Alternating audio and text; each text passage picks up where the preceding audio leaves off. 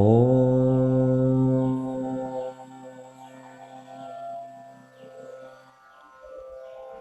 വശിന്യാദിവാഗ്ദേവതാ ഋഷയ അനുഷ്ടുപ്ഛന്ദ ശ്രീലളിതാ പരമേശ്വരീ ദേവതാ.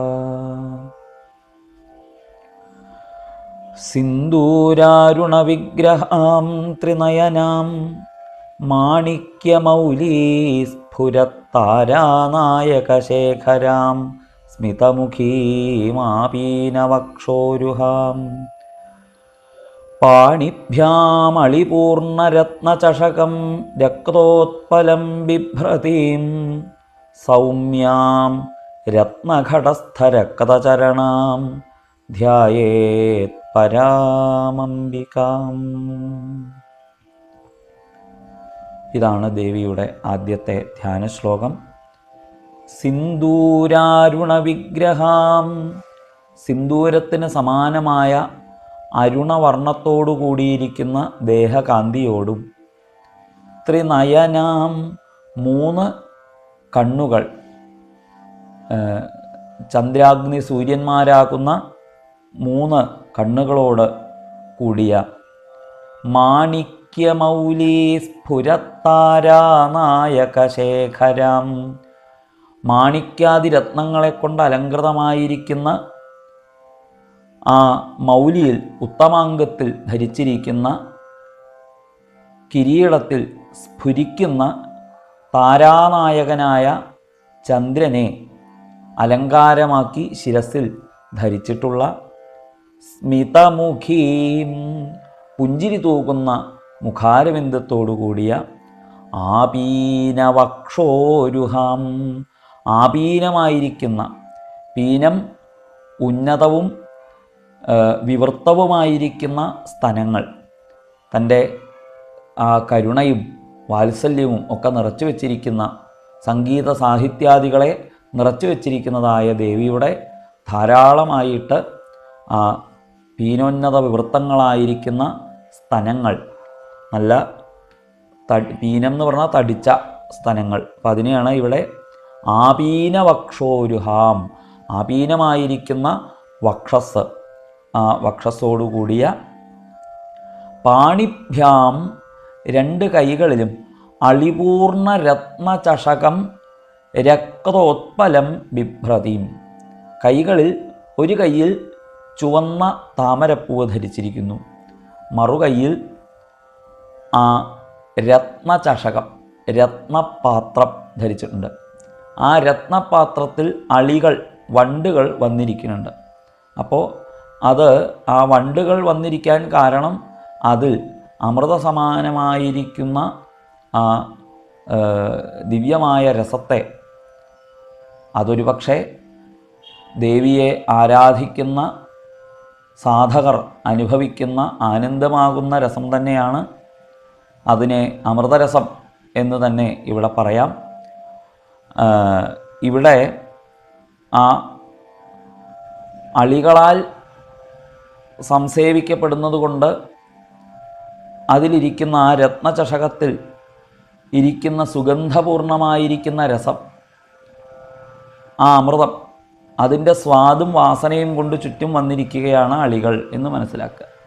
അപ്പോൾ അളിപൂർണ രത്നചഷകം രക്തോത്പലം, പിന്നെ ഒരു കയ്യിൽ ധരിച്ചിരിക്കുന്നത് ചുവന്ന താമരപ്പൂവ്, ബിഭ്രതീം എന്ന് പറഞ്ഞാൽ ധരിച്ചിട്ടുള്ള, സൗമ്യാം, വളരെ സൗമ്യമായ ഭാവത്തെ സ്വീകരിച്ച്, രത്നഘടം, രത്നം കൊണ്ട് അലങ്കൃതമായിരിക്കുന്ന ഒരു ഘടം എന്ന് വെച്ചാൽ ഈ പാദം വയ്ക്കാനുള്ള ആ പാദപീഠത്തെയാണ് ഇവിടെ ഉദ്ദേശിക്കുന്നത്.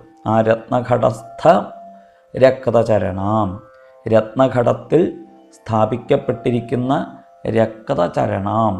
ഈ രക്തചരണാം എന്നുള്ളതിന് ദേവദേവന്മാരെല്ലാം അനുരാഗത്തോടു കൂടിയിട്ട്, രാഗം എന്ന് പറഞ്ഞാൽ ഇഷ്ടം, ദേവദേവന്മാരെല്ലാം വളരെ രക്തിയോടു കൂടിയിട്ട് ആശ്രയിക്കുന്നതുമാണ് ദേവിയുടെ ചരണങ്ങൾ. രത്നഘടത്തിന് പുറത്ത് വെച്ചതുകൊണ്ട് ആ രത്നങ്ങളുടെ ശോഭ കൊണ്ട് രക്തവർണ്ണത്തിലായിരിക്കുന്നതുമാണ്. അഥവാ ദേവിയുടെ ചരണങ്ങളുടെ ആ രക്തവർണം കൊണ്ട് ആ ഘടത്തിലെ രത്നങ്ങൾക്കും രക്തവർണമായി തീർന്നിരിക്കുന്നു എന്നൊക്കെ ഇതുകൊണ്ട് ചിന്തിക്കാവുന്നതാണ്. അപ്പോൾ ആ രത്നഘടസ്ഥമായിരിക്കുന്ന രക്തചരണങ്ങളോട് കൂടിയ പരയായ അംബികയെ,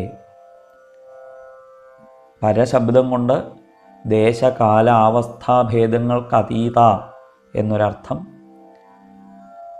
ഏറ്റവും ഉത്കൃഷ്ടയായ എന്നൊരർത്ഥം. അപ്പോൾ ആ പരയായിരിക്കുന്ന അംബിക, അമ്മയെ ഇതാ ധ്യായേത്, ധ്യാനിക്കേണ്ടതാവുന്നു എന്ന് അവിടെ പറയണം. അപ്പം അങ്ങനെയുള്ള ആ ദേവിയെ ഒന്ന് ആപാദ ചൂടും ധ്യാനിക്കുകയാണെങ്കിൽ ചുവന്നു തുടുത്ത ദേഹകാന്തിയോട് കൂടിയിരിക്കുന്ന ആ ദേവിയുടെ വിഗ്രഹത്തെ മനസ്സിൽ പ്രതിഷ്ഠിക്കാം. നമുക്കും അപ്രകാരത്തിലൊന്നങ്ങനെ ആ ദേവിയുടെ കേശാദിപാദം ഒന്ന് ചിന്തിച്ചു നോക്കാം. അരുണാഭ കലർന്ന സുന്ദരമായിരിക്കുന്ന ദേഹകാന്തിയോടെ വിസ്തൃതമായ മുഖാരവിന്ദത്തിൽ ശോഭിക്കുന്ന 3 ചന്ദ്ര അർക്ക അഗ്നികളാകുന്ന നേത്രങ്ങളോടും വിസ്തൃതമായിരിക്കുന്ന നെറ്റിത്തടത്തിനും മീതെ ചാർത്തിയ രത്നകിരീടത്തിൽ അലങ്കരിച്ചിരിക്കുന്ന ചന്ദ്രഖണ്ഡത്തോടുകൂടിയും പുഞ്ചിരി തൂകുന്ന അതിമനോഹരമായ മന്ദഹാസം കൊണ്ട് ആശ്രയിക്കുന്ന ഭക്തജനങ്ങളെ പ്രീതിയോടുകൂടി വാത്സല്യഭാവത്തോടുകൂടി തന്നിലേക്ക് അടുപ്പിക്കുന്ന അതിസുന്ദരമായ പുഞ്ചിരി. ആ പുഞ്ചിരി ചെയ്യുന്ന സമയത്ത് ദേവിയുടെ ചുണ്ടുകൾക്കിരുവശത്തും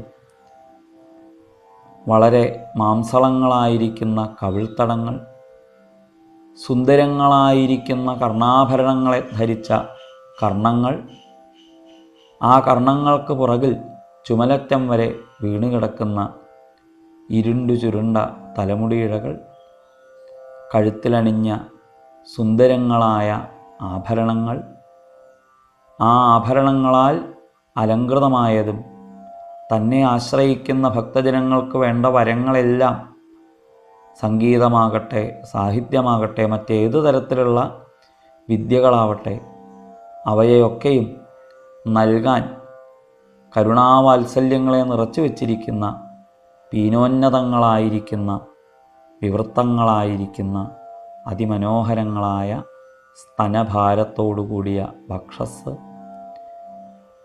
സുന്ദരങ്ങളായ കൈകളിൽ ധരിച്ചിരിക്കുന്ന രത്നപാത്രത്തിലെ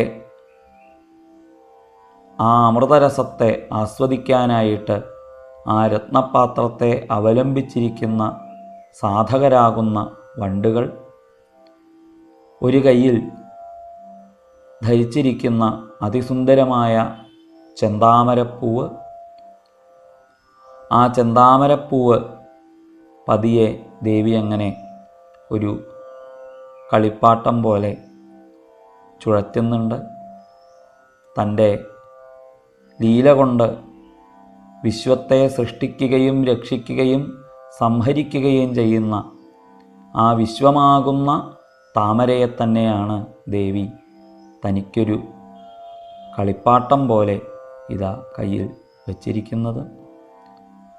സൗമ്യയായി പുഞ്ചിരിച്ചുകൊണ്ട് രത്നഘടത്തിൽ സ്ഥാപിച്ചതായ ചുവന്നു തുടുത്ത ചരണങ്ങളാകുന്ന അരവിന്ദങ്ങളോടുകൂടി യാതൊരു അംബികയാണോ ആശ്രയിക്കുന്ന ഭക്തജനങ്ങളുടെ സർവാഭീഷ്ടങ്ങളും നൽകാനായി ഏറ്റവും അനുഗ്രഹകാതരയായി വർത്തിക്കുന്നത്, ആ വാത്സല്യവാരാന്നിധിയായിരിക്കുന്ന ദേവിയെ സശ്രദ്ധം നമുക്കേവർക്കും ഇതാ ധ്യാനിക്കാം.